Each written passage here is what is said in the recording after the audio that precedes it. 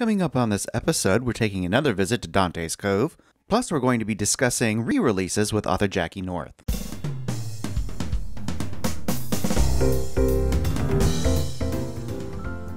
Welcome to episode 373 of the Big Gay Fiction Podcast, the show for avid readers and passionate fans of gay romance fiction. I'm Jeff, and with me, as always, is my co-host and husband, Will. Hello, Rainbow Romance reader. We are so glad that you could join us for another episode of the show. As always, the podcast is brought to you in part by our remarkable community on Patreon, and we'd like to quickly thank them for their support. It's because of our patrons that we're able to bring you podcast episodes every single week with interviews from some of your favorite authors and reviews of some of the most amazing books our genre has to offer. On the Big Gay Fiction Podcast Patreon page, members have access to Patreon-first content, stuff they get to hear before anyone else, and they also have the chance to ask questions to our upcoming guests. Patrons help fund the transcription of the episodes, making sure that this show is accessible to all readers and listeners. If you're in a position to help the podcast grow and would like more information, simply head on over to patreon.com/biggayfictionpodcast. Not too long ago, we announced the beginning of the Rainbow Romance Reader Report, and we want to thank everyone who's signed up and joined us so far. We've had a lot of fun putting those together, and we hope that you are getting some value out of the content that we send out every Friday. But if you have signed up and haven't yet received an email from us, we want to ask that you please check your spam filters. Filters are getting more and more robust, which on the one hand is a good thing, but sometimes it keeps you from actually seeing the emails that you want to receive. It even happens to me, because when I signed up for the list so that we could send out test emails, the first one we sent ended up in the junk folder. So I had to go in there, dig it out, and make sure it realized that this is good quality stuff. And that you just weren't spamming yourself. Each of you probably knows your email program better than we would. So if you've signed up and haven't yet received an email from us, check your spam, junk folder, or promotions tab, and make sure they know you want to receive emails from the Big Gay Fiction Podcast. And for those of you who haven't signed up yet and are interested in receiving the Rainbow Romance Reader Report every Friday, all you have to do is go to biggayfictionpodcast.com/report. Now, before we make that visit to Dante's Cove, we want to talk about a series re-release that began this month. Author Jackie North is re-releasing the 6-book Oliver and Jack series. This historical series is based on Oliver Twist and features the love story between Oliver and Jack the Artful Dodger. Jackie originally released this series under the pen name Christina Pills, and we talked with her about the series back in 2017. And to celebrate the re-release, we thought it would be fun to revisit this short interview where we learned about her research on those books, and her love of Oliver Twist. To get us started, here's how I introduced Jackie back then. She's an author of historical fiction, and her love of historicals began with a classroom reading of Little House on the Prairie by Laura Ingalls Wilder. She loves coffee, road trips, and history. She supports the Oxford comma, and she writes every day. Passionate about what she does, her stories will transport you to England in the year 1846. And now, on with the interview. So, before we actually dive into the questions that I know we want to talk about, what's the support about the Oxford comma about? The Oxford comma is what you use when you have a string of 3 or more nouns. So, for example, you can say, I went to the store with Bob and Edna, or I went out with the strippers Hitler and Stalin. So if they are not strippers and you want them to be people, you have to put a comma after every single one of those nouns. And if you don't, then the strippers are named Hitler and Stalin. And so your meaning changes based on where those commas are or are not. See, I'm a horrible comma user, so it's good for me to hear these things. And I think they legally decided that it does make a difference if you use the Oxford comma or not, because it could make a difference in like an analysis of a crime or something where that comma is in the police report matters. Oh, wow. That was recently decided on this summer, so it's legally valid to use it in a certain way. See, I can't be a police officer then because I misuse commas all the time. Oh, anyway, on to what we want to talk about. Okay. So tell us about some of these literary pilgrimages that you've gone on. Well, I love to travel. So one of the things I did a couple of years ago was go to London so that I could scope out the places that are in my stories. So one thing I did is I went to number 48 Doty Street, which is where Charles Dickens lived when he wrote Oliver Twist. and touched the desk that he used and all this good stuff, went up and down the stairs. There's a character in Fagin's Boy who lives at number 14 Doty Street. That's Mrs. Acton. She's kind of Oliver's nemesis. So it was fun to pick out her house and know where she lived.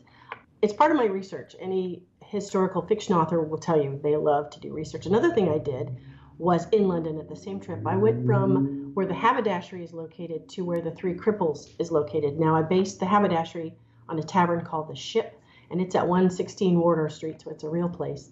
And it's a half an hour walk uphill to get to the Three Cripples. So and that's based on the One Ton, which is a real location that a lot of people think was the basis for the Three Cripples. So, I just go, it's like a giant rabbit hole to go anywhere, and it's my secret pleasure. It's just what I love to do. It's the bonus for me from being an author. It's my treat.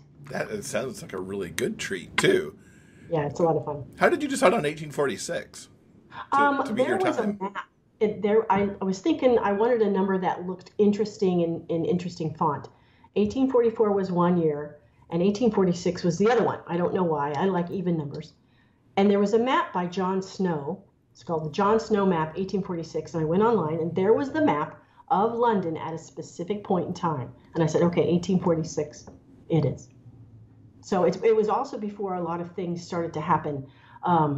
Victoria was still a young queen. There wasn't a train system. They didn't have telegraphs. It was before a lot of modernization started to happen to Victorian London. So early Victorian London rather than later. So kind of I could do more with it, I think. Mm-hmm. And certainly you got to, use some of the Charles Dickens stuff as kind of jumping off points too. Oh yeah, absolutely. Places that he'd been or places he mentions. I tried to do research. What I'll do is open Google Maps and take the little Google man, and he goes for a little walk up these streets just so I can kind of get a feel. And sometimes the old buildings are gone, but there's photographs, and photography existed then, so there is a chance that I could get a real photograph of the real building. So the research is definitely a time suck for me. But a fun time suck, especially if you get to go do it in person. Yeah, every now and then. So the next trip may be a couple years from now. I'm hoping. So writing, does it exhaust or energize you? Well, I think that it energizes me if I make it part of my everyday schedule. Those people, they get up at 5 in the morning and they say they go for a run, and it sets them up for the entire day. That's what writing does to me if I do it. I've been kind of in a slump recently because I'm coming to the end of my Oliver and Jack series, and I am loath to let it go. I've been doing it for over 3 years. I'm married to these guys. We're all married to each other. And I've decided that I'm going to write some novelettes. I've given myself permission to write about them whenever I want to. I'll write little novelettes, put a good cover on it, edit it, put it through the whole thing, and then just give those away.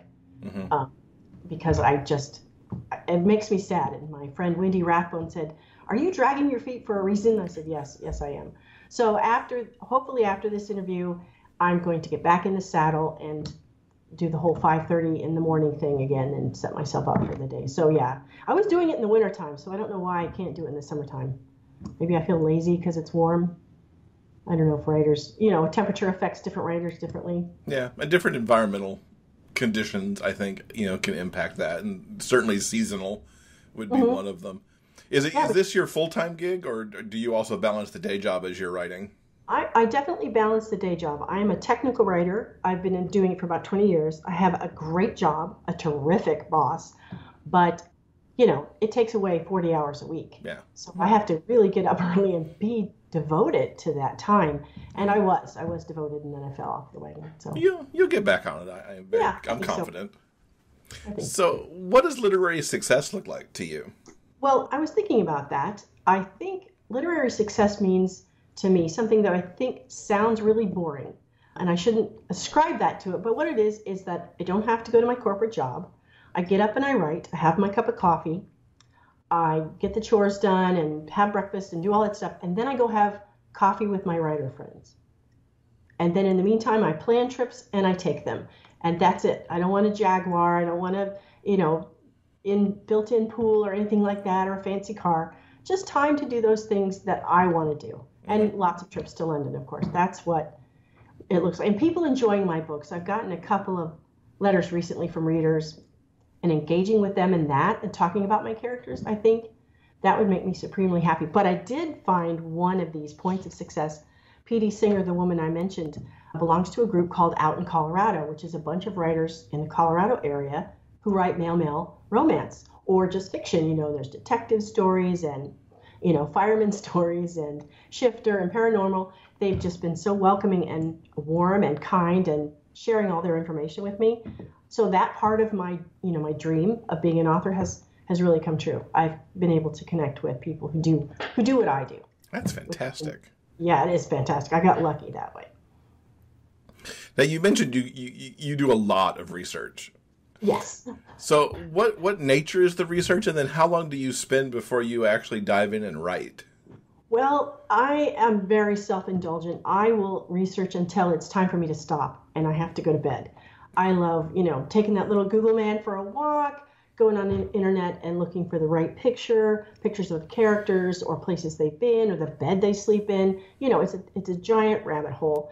And for example, I've seen every version of Oliver Twist ever made, including the cartoon from the 70s. So I know, and I've read the book, like backwards and forwards, the audiobook. I've read it like 100 times. So when the movies come out, I know what they've left out. I know what they put in. Though I will tell you, the first time I read Oliver Twist was in 7th grade, and I was shocked to find out that Fagin got hung. He was hung at Newgate. And the movie that I had seen up to that point, he happily goes off with Jack Dawkins at the end of the movie dancing and singing, right? But he dies.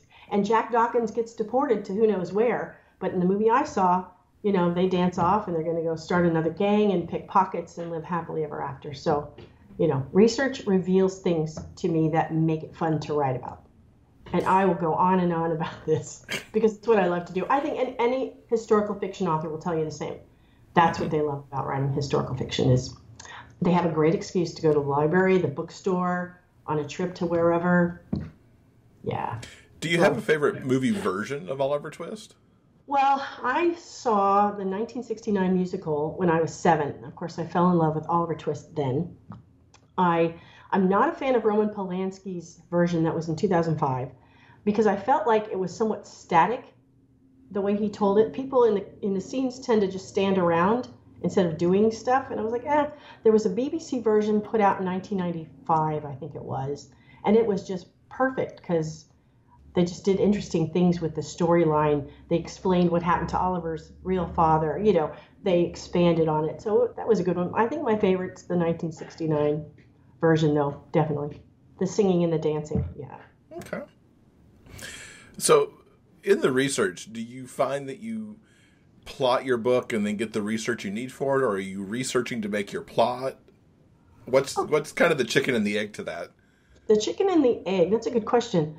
I think that I get a story idea, and like in college, I over-prepare for the final exam on the first day. I'm already ready. And so I will plot, and then I'll stop for 2 months and just do all the research, and then come back and fill in. I think one example was, in the Victorian era, they paint those fence posts, those iron fence posts, blue or green, whereas today we paint them black. So I feel really I know this little fact that I can draw on while I'm writing. So I think the answer to your question is I do both at the same time. I plot and I research because then I stop and then I go down that rabbit hole. So yeah, they're at the same time. It's really hard to believe it's been nearly 5 years since we did that interview. Time absolutely flies sometimes. So Jackie re-released Fagin's Boy just a couple of weeks ago. This entire 6-book Oliver and Jack series has the most beautiful covers in this re-release. And there's going to be one book coming out each month through September.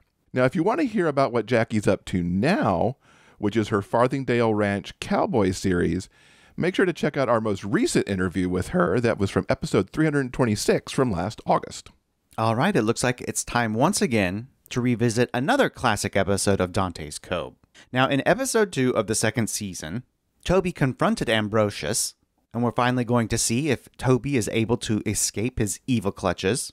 Plus, we're going to see what a Dante's Cove funeral looks like, experience some hot lesbian lovin', and one of our main characters experiences some workplace sexual harassment. Oh my gosh, this episode, they're all bonkers. I mean, I think we just know that, but as we settled in to watch this one, right from the get-go, as we'll shortly tell you, it's off the chart bonkers right from the beginning. I think you're right, but I think the rest of the episode sort of settles into a sort of like a low-level kookiness. Like it's shifting into another gear. I think it's finding its rhythm. We'll talk about all of that. Let's just dive right in. So in the last episode, Van successfully fought off the magical advances of Grace. And Toby was about to be done in by Ambrosius's magical sparkly hands. But it is Van who comes to Toby's rescue. Ambrosius has knocked Corey out, and he's got his hand around Toby's throat. And frustrated by his constant interference with him and Kevin, he's about to use magic to do him in. And this because is knocking him on the head with a rock. That didn't work. So the three of them, they're all having this like titanic struggle out on the balcony of Ambrosius's beachside condo. And Van comes running up the beach, and she uses her burgeoning treason powers to send Bro and Corey flying out to sea. Yeah. I mean, just, it wasn't enough to just quell the little sparkly ball. It's like, be gone with you. And off they go into the wild blue sea.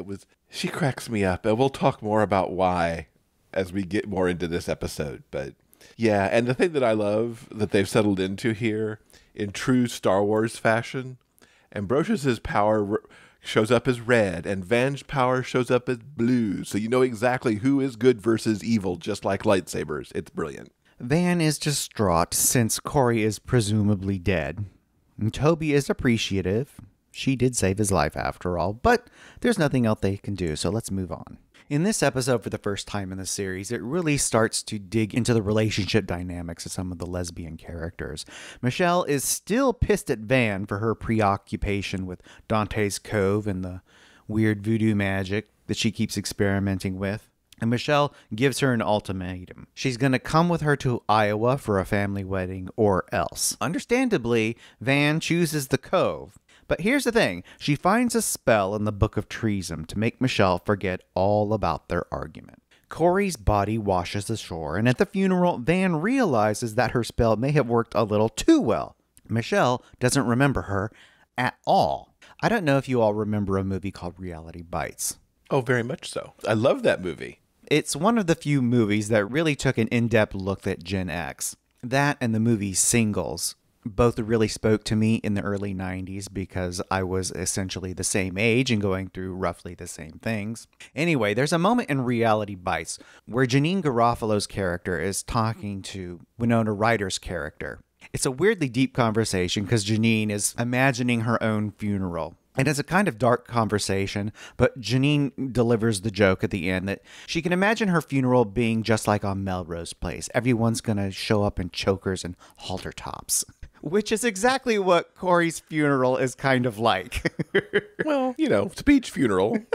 So, or at least a beach community funeral. They're actually not on the little strip of beach they've got. They're where they put all the tombstones. Anyway, everyone at the funeral is gorgeous and hot and wearing skin-tight black, which is appropriate, clothing. With copious amounts of skin showing as well. So, yeah, when Van was doing the incantation, I'm like, you were just a little bit too broad there in what the forgetfulness should be. Yep. And that proved itself to be true. It also looks like Corey might actually be dead this time. I think he's died 2 or 3 times to this point. I think he's really done for this time. Also, Ambrosius pops out from behind a gravestone and he dramatically glowers because he is pissed. He is not a happy camper. At least he came back from his ocean voyage in a much better state than Corey did. So, after spotting Ambrosius at the funeral, Toby warns Kevin to stay away from Bro. He is bad news. Kevin doesn't really understand his concern. He isn't into the whole jealousy thing. So he takes his sassy little tool belt and goes off on his first day of work. And it's interesting here because Van did something similar to Kevin when Kevin was in the hospital back in season 1 about forget these things happened, everything's fine. Worked a little better for him, but now he also doesn't know why Bro is a threat in the first place. He just sees the guy with the fancy car and the nice clothes and whatnot. Van goes to the local surf shop, and we get our first scene featuring Diana Childs, played by Thea Gill. whom most of us remember from her days on Queer as Folk. And we mentioned she briefly appeared in the last episode. But it's here that we finally get a bit of a clue about who Diana is and what she's all about. Diana has apparently blown into town. She runs the surf shop and apparently has also bought the Historical Society. Van is trying to figure out where she went wrong with her spell and wants to do some research. But Diana says, nope, sorry. Close for renovations, come back in 2 months. And outside the surf shop, Van reintroduces herself to Michelle. But her aggressive insistence that they know each other pushes her into the arms of Britt, the sexy lesbian scuba instructor, part-time bartender, and, as we'll later find out, marine biologist. Britt does it all. So Van is really bummed that she screwed this up so royally, and she goes to see Grace. Despite the confrontation that they had in the last episode, Van realizes that Grace might be the only person who can teach her magic and help her fix the mistakes that she's made. Van offers the painting as a peace offering, the painting that we talked about in the last episode, and Grace explains that Treesome magic is all-consuming. If she's not willing to go all in, then don't even bother. It hasn't seemed that way so far, because, I mean, Van's got Treason for Dummies sitting right there in her room, and seems to do pretty okay. She's faking it until she makes it. It's all good. And it's interesting to me, this is one of the quirky things in this episode. Sometimes she needs that book. She needs the book open in her hands and, like, do stuff with it. But then on the beach, she can just throw 2 people into the ocean without so much of a thought.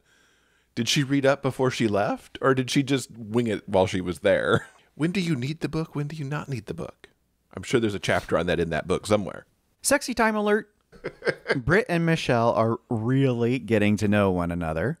This, incidentally, is the only love scene in this particular episode. Well, full-blown love scene. There's some other attempts at sexy times that go various directions of wrong. Bro tries to put the moves on Kevin while Kevin is working on renovations at H2O. But Van walks up and once again saves Kevin from falling under his spell. And Van is all like, I've got my eyes on you, bro.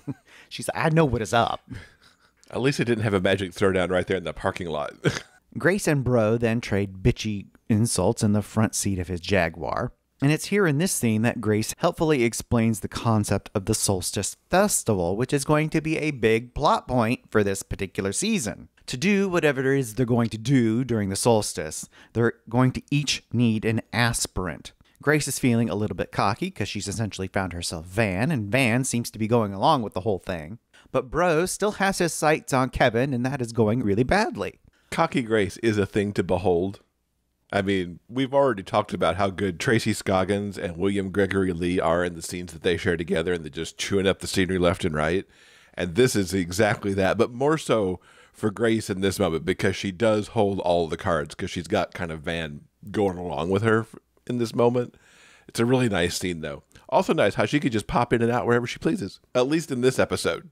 Ambrosius spends a lot of this episode being really grumpy and making his sort of serious grumpy face. Well, nothing's going well for him in this point. No, things are going bad, and I think he's starting to realize that he's being outmatched by several different people, and he needs to up his game. So he's sitting in his condo with his book of treason, with his sexy little grumpy face, and it's in flashback that we finally learn the answers to some big questions that we've had. Diana was the one who taught Bro treason while he was chained up in the basement of the Hotel Dante. It was something that was sort of hinted at earlier, but now we know who did what and when. We also learned why there are 2 different books. The book that Van found in the Historical Society belonged to Grace. That particular book focuses on the female energy of treason, while the second book that Bro has belonged to Diana's father and focuses more on the male energy of treason magic. And that's the book that he now has in his possession. I remember great portions of the Dante's Cove story. I'd totally forgotten about this. Last night it was like, oh, well, that's interesting, isn't it? There's a boy book and a girl book, and that explains how Bro got his power, because he studied, because the book was down there with him and Diana was kind of helping him out. Van has found a spell that will protect Kevin and prevent Ambrosius from using any kind of love magic to lure him away from Toby. So she goes back to Grace because the spell needs 2 people for it to work. Grace agrees since they're both going to be getting something out of it. Yeah, it's all about Grace needs something to do anything. She ain't giving nothing away for free. Nope. No, she is not. She's smart. She knows what's up. Kevin and Toby momentarily repair the rift between them and are making out in the kitchen of the Hotel Dante, while Van and Grace are casting this spell, which means there's more wind and indoor lightning, and some very modest digital effects. Worst digital effect in the entire show right there, at least to date. Oh, come on. We've got several more episodes in this season. Well, like I said, at least to date, as the shield falls over Kevin, it's like, really? Did you need to do that? I don't know. And of course, Bro's writhing around on his bed as all this goes down because the magic's tweaking with him a little bit too. No bad special effects on him. He just has to writhe. So the next morning, Bro tries to put the magical moves on Kevin once again, but Kevin's like, meh. And when Bro realizes what's happened, he tries to kill Grace with a magical knife. What was he thinking was going to come from that? I mean, seriously. So Grace is just sort of hanging out outside the surf shop. She's watching a surfer wax his board, and she's really into it. And Bro comes stomping up, and he's got his grumpy, pouty face on. And there's a knife, for some reason, sitting next to the surfboard. So he uses his magic to try to kill her with it. And she's like, nope. And not in front of the tourists. Denied. At least the surfer was like, I don't know what's happening. I'm going to go. It's pretty funny. So Kevin is busy at work.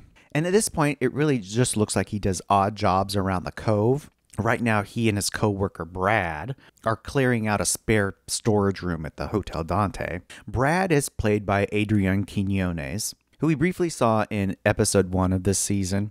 We actually saw a whole lot of him. In the commentary for the first episode, the director, Sam Irvin, explained that it's sometimes difficult finding actors who are willing to do the nudity that's required on a show like Dante's Cove.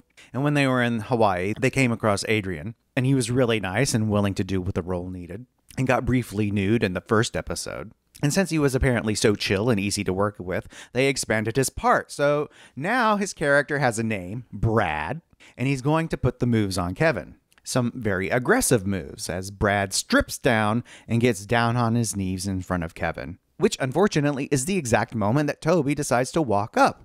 He's bought Brad and Kevin some snacks. As one does when people are doing odd jobs. But Kevin has had moments where he has pushed Toby away so aggressively, and he lets this happen. I didn't really understand why Kevin wasn't more forceful about, get the hell off me, dude. I've got a boyfriend. Also interesting is that it's really only made clear through music cues that Brad's actually been whammied by Ambrosius to make this happen in the first place. Oh, really? You thought so? Oh, I did think so, yeah. Oh, I didn't think that at all. Oh, interesting. So we both read that scene differently.